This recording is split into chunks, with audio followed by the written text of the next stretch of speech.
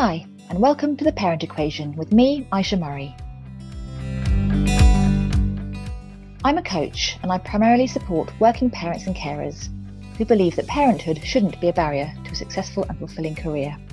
In this podcast series, I chat to inspirational working parents and ask them to share their own experiences of raising children alongside their careers. We talk about the struggles and the moments of joy. And I hope in each episode there's something that can bring you a bit more strength and positivity. So please follow, listen and subscribe on all major platforms. Hello everybody and welcome to this episode of The Parent Equation. The Parent Equation was originally started as a platform for working parents to share their experiences and personal stories. But I really wanted to acknowledge that the journey to parenthood can be a real struggle for many people, myself included. So today I'm joined by Hannah Norris. Hannah is the founder of a boutique PR agency who looks after food and restaurant clients. And Hannah's journey to parenthood is still ongoing and has been somewhat of a struggle. So Hannah has been very brave in coming out with her story to hopefully help other people in the same situation. And she's going to talk to us today. So welcome, Hannah. Hi. Thank you so much for being on. I really, really appreciate it. And I think your story is going to resonate with so many people. So just maybe briefly, as an intro, just give us a quick background as to who you are and why you started on this journey, and then we'll go into it a bit more deeply. So my name's Hannah. I am about 45. I run my own PR business. I have done for the last 10 years, and it really has, if I'm being really honest with you, has been kind of my baby. I mean, I'm very proud of it. I'm very protective of it. I work hard.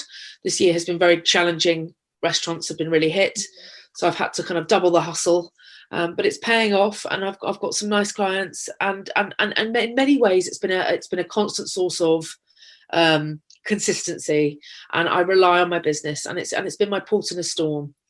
So concurrently I have also been trying for a baby. I live on my own, I'm single, and I've been trying for a baby with a really great friend of mine, and he is desperate to be a dad, so it's all kind of worked out quite well. In that respect, I have personally been trying for about 6 years, and with him about 5.5, and it's just not worked. I've been pregnant and miscarried. I have had many just horrible negative pregnancy tests, many more than I'd like to share.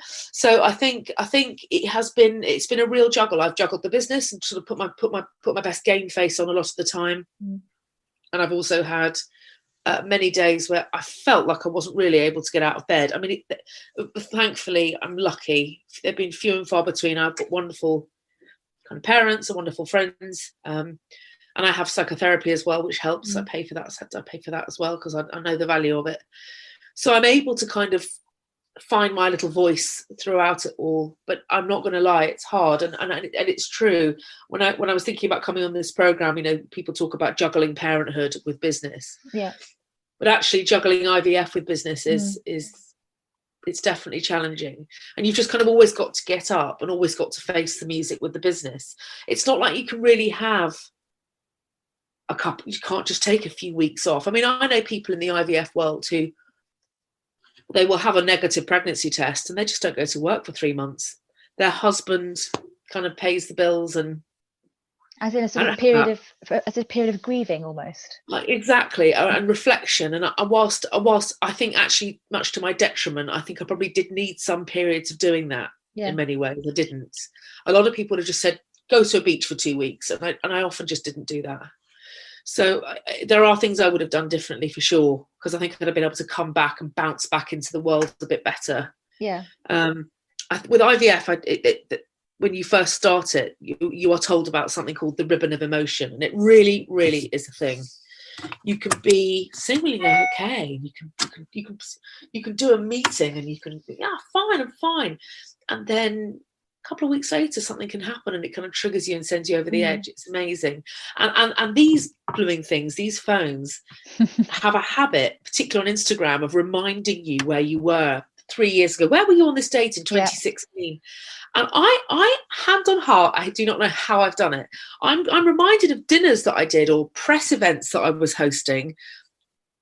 For example, at the beginning of 2018, where I was waiting nervously for the results of a load of genetic testing I was having done on my embryos. But I was just being a blooming.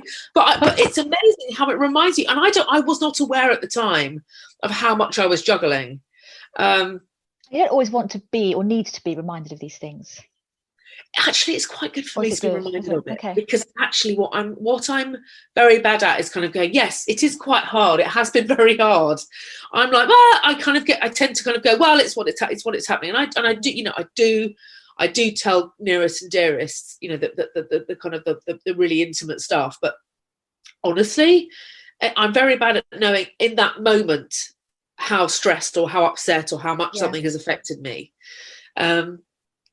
So it's quite good for me to get these reminders so that I can start to be more aware of, is it right that you're doing a press event tonight, Hannah? Or do you need to just say, actually, I'm not able to do that, and say no to that piece of business?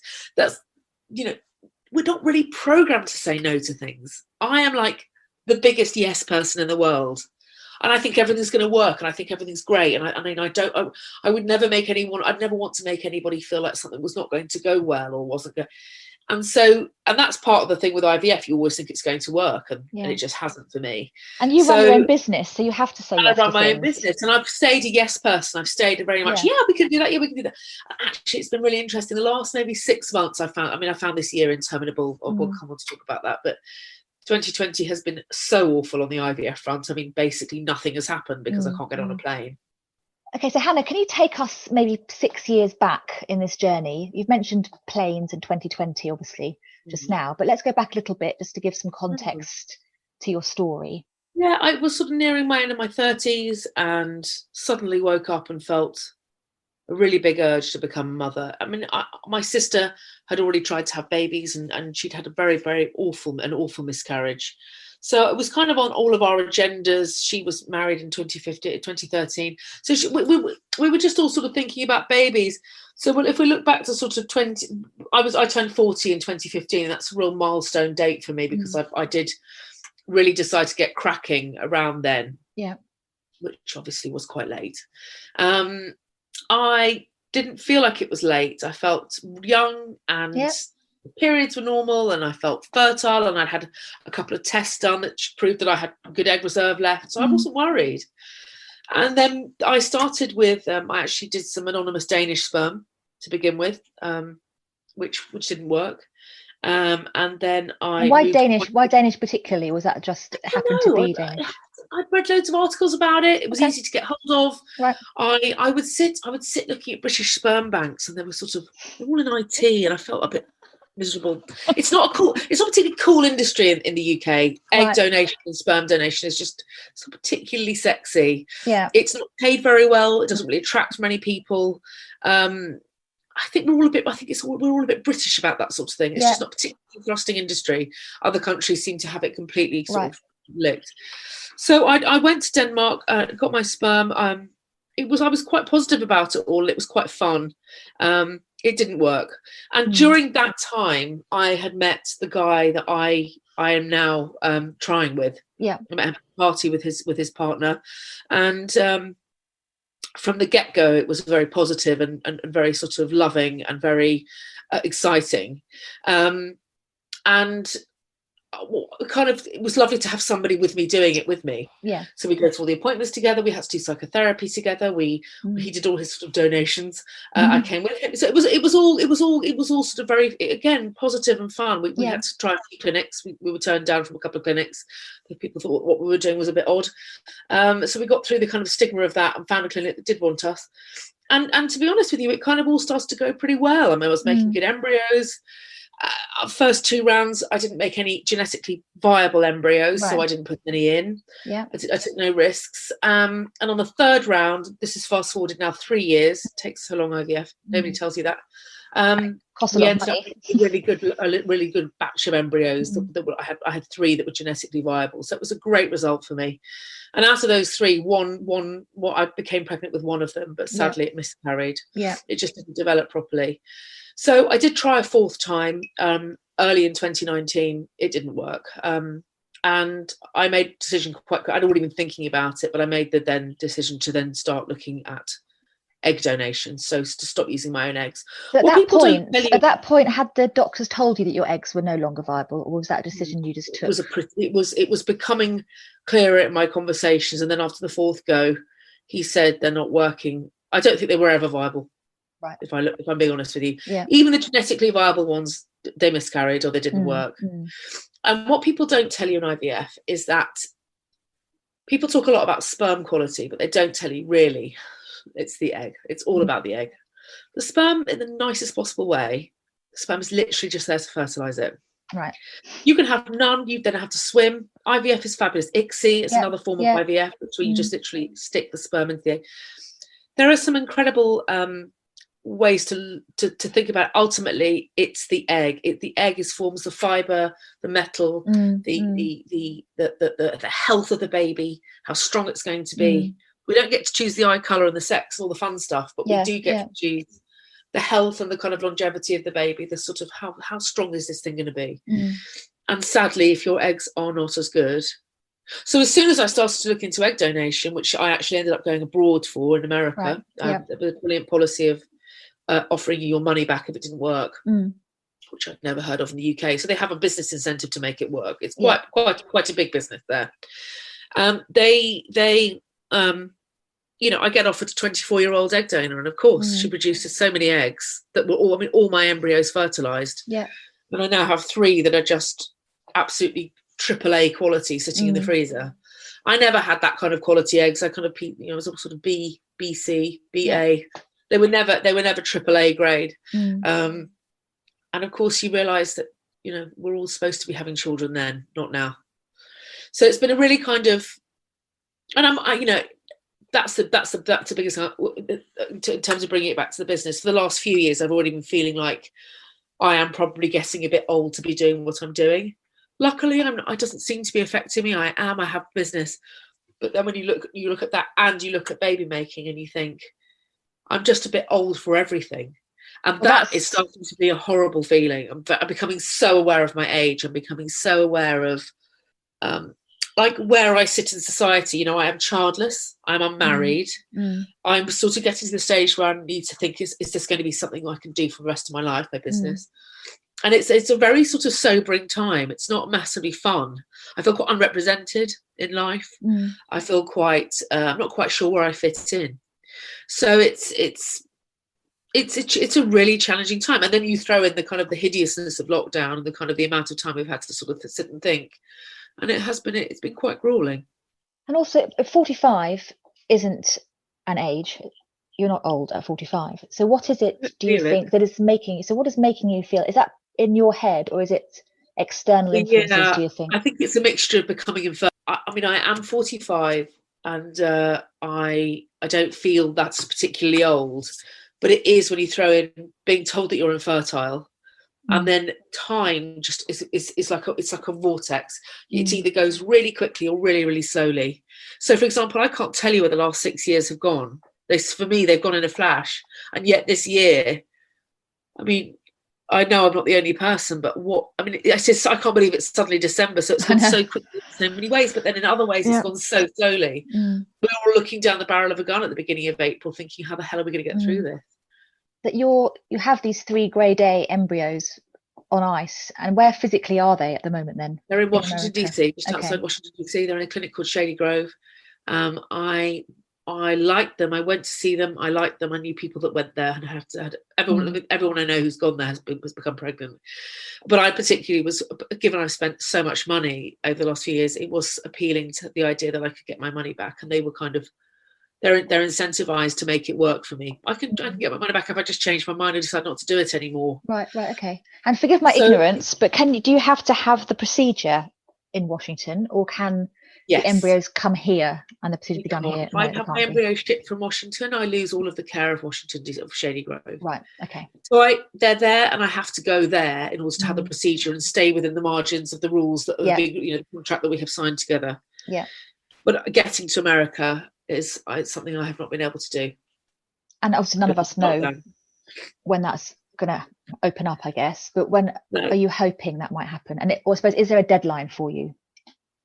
I will they have just not set remain a there? deadline for this because it's too scary. I mean, I set a deadline years ago of when I was going to stop doing IVF, and we've gone past that date. Yeah. There's kind of no point setting deadlines for me; they don't work.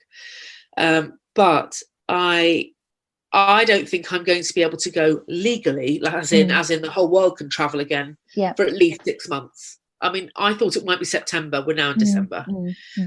I have got some routes to get there. I'm in talks with the US Embassy about getting a special exemption. There are ways of going via the Caribbean for a couple of weeks and entering the US that way. Yeah. Because I will have been in a COVID-free country for 2 weeks. Right. There are ways I'm looking at. Yeah. I've had a curveball hit me over the last couple of months. I'm all set to go. And I'm told that my blood pressure is too high and I need to try and bring that down. So that has come down, which is great. But it's just been yet another thing of bad luck in a long chain of things with bad luck. Yeah, and it's no surprise that your blood pressure is high given everything that's going on at the moment. So all being well, you could still be successful in this. It might be, as you said, middle of next year, but there's no reason why, if all opens up, then it can still happen for you. And as always with IVF, I remain hopeful, and the hope is starting to be tinged with a bit of fear. The hope isn't what it used to be. It's not like a kind of youthful hope. It's just a please let this happen kind of hope. So that's hard, and that's an emotional thing when you start to realize that you're kind of your get up and go and your positivity that kind of I have lashings of it, when that is starting to be kind of tainted with, really, babes, you sure? That's hard. And positivity for anybody is a very hard thing to maintain. Yeah. When it feels like you're not making any progress or taking a step forward. Yeah. So I'm hoping that there are I'm not hoping there are lots of people in your situation, obviously, but I'm hoping that people listening to this who are in a situation will really be able to take something out of this conversation. So for them, and maybe people who are at the beginning of this journey, which you've obviously been on, as you said, for 6 years, what's your biggest pieces of advice or just things to watch out for, look out for if they're starting that journey, so they don't they maybe set themselves up for success earlier? Yeah. So my biggest piece of advice are trusting your gut instincts. If something doesn't feel right, really stick to it. I think there's also a big part for middle class elbows to come in. I don't know about anybody else, but I have huge white coat issues. If a doctor tells me something, I go, okay. Yeah. And I tend to just sort of nod, and I'm kind of paralysed with fear. I don't really ask the questions. And it's only when I come to percolate, I think, well, why the hell didn't I ask that? Why didn't I say that? Why didn't I say that's absolute rubbish? That's not fair. The world of IVF is a cruel place. It's full of, particularly if you go down the private sector route like I have, it is full of people wanting to take your money, suggesting ridiculous operations and procedures that you don't need because they know that they're going to make money from it. And then interestingly, going away from when you say things like, I'd like to test my embryos, they say, really? Why would you want to do that? And because they want you to put in embryo after embryo after embryo without them being genetically viable. That suits them down to the ground. So there are a lot of I can't think of the word, but there are a lot of I don't think there are many good people in this game. I struggle to find I struggle to think back on many people, particularly in senior positions, that have made me feel good. The nurses have all been lovely as far as I'm concerned. Yeah. They're the ones that they're at the coal face, and some of the guys that actually make the embryos are just so clever. But hand on heart, I find it very difficult for anybody to be accountable or answer questions or anything. In fact, I did take one of my clinics to the cleaners and I got some compensation out of them. When I had my miscarriage, they dealt with it so badly and they were so cruel. They said that I needed to lose weight. They said that was the reason that I'd miscarried, and that was nothing to do with it. That was the only suggestion they had for me. It was the only kind of voice of solace. It was a horrible experience. So I would say, talk about how you're feeling. If something doesn't feel right, ask questions or move on to another clinic. Get out of there. Yeah. Really trust your gut instincts. And if something doesn't feel right, say something. And did you find any solace or support in groups or other women or men going through a similar thing, or did you find that was quite hard to come by? No, I didn't. I don't massively find Facebook a particularly friendly place. There are a couple of IVF groups, particularly egg donor IVF groups. So I don't think they're particularly feels like some party I'm not invited to. They can make you feel lonelier. It's very strange. Right. I have not been to any. I've not found any other kind of groups of people. But if I'm being honest with you, I have had a few people along the way in my journey, friends of friends of friends, who've been lovely and a real help, a real sounding board for me. Everybody knows somebody that's going through it. Yeah. So no, and I've just I've done a lot of it on my own. So it all depends on your setup. I mean, I went to the US Embassy back in May to see if I could try and speak to somebody. It was a stupid thing to do because, of course, they wouldn't let me anywhere near the place. But in the queue waiting to get in, I met a gay couple who were about to fly to Ohio to welcome the birth of their baby daughter through a surrogate. Oh, really? And their argument was that they were going to not cost the US taxpayer any money by taking the baby out of the country. And they had recruited a lawyer to come on board to help them fight their case and get the waiver. And actually, just in the frenzy of him saying, I heard you were doing fertility treatment. Can I help you? It was brilliant. He then thrust his lawyer's mobile number into my hand and said, call my guy. And I have done, and that guy is now going to help me for nothing. Okay. Yeah. Oh, great. That's brilliant. Money. So he's going to help me with that. So very serendipitous things have happened. I think that putting yourself in certain positions, I think you can really open doors for yourself, for sure.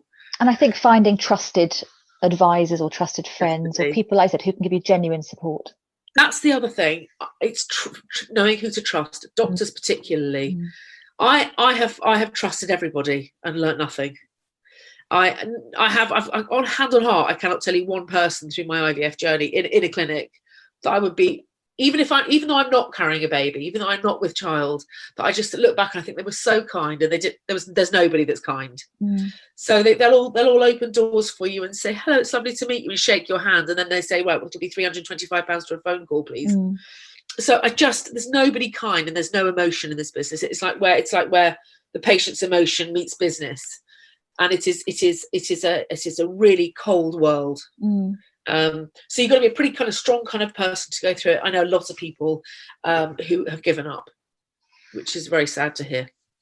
Well, it is, and I haven't personally been through it, but I have known a lot of people who have, and been party to the experiences they go through with the actual procedures and the waiting and the injections and the pills they're taking, and it's a 24/7 process for months and months and months, isn't it? It's not just an appointment every few months and then you get on with the rest of your life. It permeates through every day and everything you're doing. So it's you, as you say, you need that strong support network around you to get through it. Very strong, or you need a network around you. And actually, my network has been my people, but my network has been my business. So, like, all my clients know what I'm doing. I've kept nothing secret. Even though it's probably been stupid to do that, there have been days when I've had to not come to. I just wasn't able to come to a meeting. I was having a meeting, had an appointment with the IVF, or I was having an embryo put in, or having my eggs taken out. And so I've had to kind of build that kind of time off in with my clients. So that's important. Why would you hide it? Lots of people do. Yeah. And again, that again comes down to who your support network is. And then you add egg donor into the equation, and lots of people don't talk about that at all. It's a real taboo. And did you find then with your Danish experience and the US experience, is that different to the UK? Then you talked about the UK being quite cold and quite businesslike. No. Is it different in Europe? No. The Danish sperm was fine. I never spoke to one person. It was just all done on the internet. Okay. Shady Grove, sadly, I don't want to jinx it, but I'm just very underwhelmed. But just underwhelmed all the time. They just don't check in. They don't phone. Emails go unanswered. It's really it's poor. It's poor. And I have paid a lot of money to go to America. A lot. I've had to remortgage my house to go. So at any point I could say, I've changed my mind, I want my money back. But they don't seem to be doing anything to it's like they're not aware of that. I'm not keeping them on their toes on any level. They're not on their toes. And I wonder that obviously at the moment with the inability to travel there, I suppose for them, maybe they've kind of parked. But I think everybody's using COVID as an excuse to be a bit crap. Yeah. I don't like it. Yeah. I don't like it. And not just with IVF. And in my business, if I'm not doing the job or I've gone quiet on a client, I get told off for it. Well, it doesn't happen. I don't. It's not something that I allow to happen. So I am accountable for the money that people spend with me. Yeah. There's no accountability in IVF whatsoever. Paying for something is the only thing I can think of in the whole world where you don't always get a result. It is a cruel place.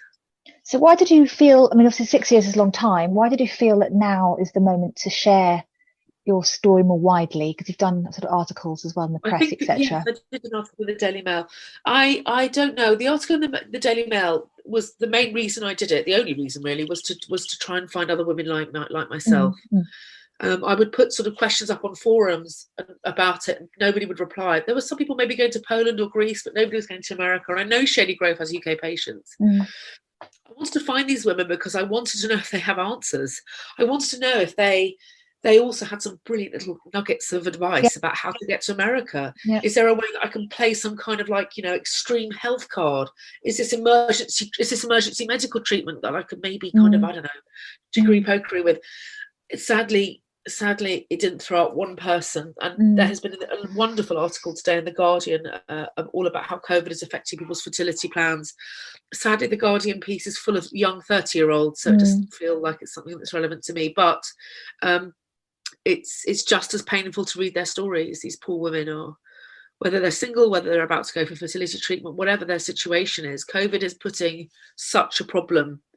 It's putting such even in my little tiny world. I was supposed to have a date back at the beginning of lockdown, and I didn't have it because of lockdown. And then then lockdown was lifted, and I was then nervous, and then he was nervous. And we're going to try again this week to have a date, but I don't know if it's going to happen because we've got to sit outside. It's absolutely freezing. Do I have to wear a mask? I don't know. I can't go on a date wearing a mask, can I? It's not very appealing. So the whole thing is it's very difficult for us single girls. Very difficult. Yeah. So if anyone's listening to this, which I hope people are, and again their story is similar, or they feel that they could also do with some support and someone to talk to, or someone again some nuggets to share, then what's the best way to get in touch with you? Just email me is probably best, or send me a message on Instagram. I mean, on Instagram, I'm at Hannah M for Mother Norris, or Mary. That's my middle name, not Mother. Or my email, which is just hannahnorris1975@gmail.com. Okay, and I'll put all the links in, of course, to the podcast as well. I'd love to hear from anybody that is waiting to go to America in particular, because that is the place that's the hardest country in the world to get into on a good day. Never mind during lockdown. So it would be great to know if anybody's got any clever ways. And is this it for you then after the America trip? So let's hope it happens for you soon. No, we're not going to try anymore after that. Yeah. And it's going to be heartbreaking if I decide to stop. Heartbreaking decision. I will be. That's when I'm going to need that beach. And out of interest, why did you not look at the adoption? Wait, maybe you did. Why did you not look at the adoption route? I have many times. Again, I don't know if anybody listening has tried the adoption route in the UK, but if you go to bear in mind, I never went down the private adoption clinic route. I went to my local council, and I live in West London, and I went to 3 boroughs around me to go for seminars. You're not really supposed to go to your own one because you'd never adopt within your own borough, right? Because you would never want to bump into the child's mother in Sainsbury's. Yeah, fair enough. So they don't encourage that. So I went to a few borough meetings. Not only do the meetings they're lovely, they're very positive experiences, and you get to meet some of the social workers. But when it takes 8 months after you have been for your seminar to say thank you, it was lovely to meet you all, I'd love to know more. And it takes them 8 months to get back to you. My heart just sank. I thought this is going to be, and then you find out statistics about how many babies are adopted within a borough per year, and it's something like 3. Right. I want a baby. Likelihood of getting a baby very, very, very low. I do know friends that are going down the adoption route with private agencies, and that seems to be much, much quicker. But yet again, all of their stuff is on hold because of COVID and lack of house visits. So house visits have all been banned. Which just seems bonkers, because you could put a mask on and socially distance. Why should that preclude you from finding the right home for a baby who really needs it? It's so sad. It's so sad. And again, presumably the private route is again extremely expensive. I mean, there's just no more money. There is no more money. There's no more money. I am well aware of adoption. I've been looking for years. They will not let me look at it until I have formally accepted my infertility. Oh, really? Oh, right. So you can't actually do it concurrently. No, Right. you can't do Okay. anything Okay. before you have decided. Yeah. So, but by that point, when I've formally accepted my infertility, I could be 47. Sorry, 46. Yeah. And I think, if it takes another 2 years to adopt a baby, I will literally be so old. I'm scared about that. I'm really scared about that. It's not a bridge I'm ready to cross yet. So we'll put all of our prayers and hope into America. And hope that at least early next year it might all open up for you. I hope again, because it sounds positive if you can get there. It does. I think by hook or by crook, I'm going to get there. I mean, if I have to get the boat, I'm going to try. So Barbados route is the most likely route at the moment. It's just now finding somebody in Barbados that can say, yes, you could definitely go into America from Barbados. That's the challenging thing. Otherwise, you're stuck in Barbados. Literally a nightmare. It sounds lovely, but I'll have to quarantine when I'm there. I'll do injections and I have to have scans at very, very expensive private IVF clinics when I'm there. I'll be on my own. So it does sound lovely, and I can't think of a better way to unwind before I go to America and have an embryo transferred. But it's not a beach holiday. It's not going to be. No, it's going to be what you and I would consider a good 2-week break. No. Full of labs. And also at any point, my womb lining might not be thick enough. I might have to come home. I could catch COVID and have to come home. The risks associated with going to Barbados and all the variables are slightly blow my mind if I stop and think about it too much. So, yeah. So let's not think about that. Let's try and stay positive. Try and get to America. By hook or by crook, as you say. So Hannah, thank you so much for coming on. It's such a compelling story. I mean, it blows my mind really how much you've been through over the last 6 years, and how you're still going and you're still trying to be positive and just get it done. So I wish you all the luck and prayers in the world. I really do. And thank you so much for coming on and sharing. And I hope that it resonates with people and they can take some support out of this conversation too. You're so welcome. Thank you. Thank you, Hannah. Bye. Bye. It's quite hard for me to follow up on that conversation with Hannah. She was so brave and so open, and it's not something that I've been through personally before. But I will just reiterate that she really is looking for people who are in the same situation as her, especially those, I think, who are waiting to travel abroad, specifically America. So if you do want to reach out to Hannah, then you can directly, or by all means come through me. So thank you for listening, and I look forward to seeing you next time.